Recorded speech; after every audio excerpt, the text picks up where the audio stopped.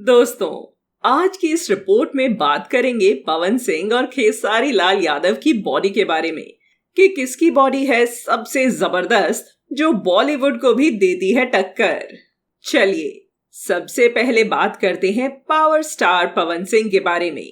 पवन सिंह ने अपने फिल्मी करियर की शुरुआत 2007 में की थी, पर अपने शुरुआती दिनों में पवन सिंह बड़े दुबले पतले थे और उस समय पवन सिंह की पर्सनालिटी बहुत सिंपल थी।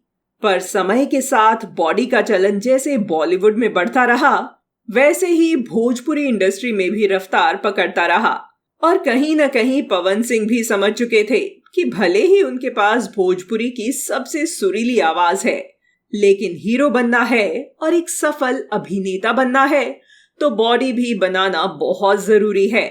पवन सिंह ने अपनी 10 फिल्मों के बाद जिम करना शुरू किया, जिस फिल्म का नाम था लावारिस।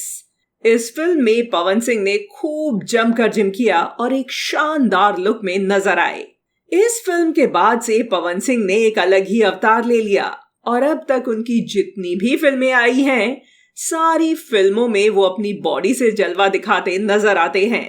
वैसे तो पवन सिंह सलमान खान की बराबरी नहीं कर सकते, लेकिन कहीं न कहीं उनके जैसी बॉडी बनाने की पूरी कोशिश करते हैं। पवन सिंह अब जिम में 2-2 घंटे का समय देते हैं और दर्शक उनकी बॉडी को खूब पसंद भी करते हैं। आइए अब बात करते हैं खेसारी लाल यादव की। इनकी पहली फिल्म साजन चले ससुराल 2010 में आई थी। इस फिल्म से खेसारी सुपरस्टार बन गए थे, लेकिन तब तक खेसारी बहुत दुबले पतले थे, उनको जिम का बिल्कुल शौक नहीं था।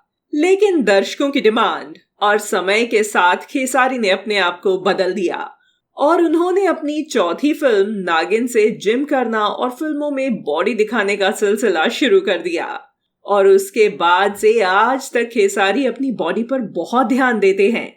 जिम करते वक्त खेसारी का एक हाथ भी घायल हो चुका है, लेकिन खेसारी की बॉडी जो भी देखता है आश्चर्यचकित हो जाता है कि खेसारी क्या थे और क्या हो गए हैं। और अब खेसारी घंटों जिम में बिताते हैं और खेसारी लाल यादव भोजपुरी के सबसे फिट हीरो भी माने जाते हैं। दोस्तों, पवन सिंह और खेसारी लाल यादव में से आपको किसकी बॉडी सबसे ज्यादा अच्छी लगती है? कमेंट में जरूर बताइए और चैनल को अब भी फॉलो कर लीजिए। वीडियो पसंद आया है तो शेयर और लाइक करना बिल्कुल भी न भूलें। धन्यवाद।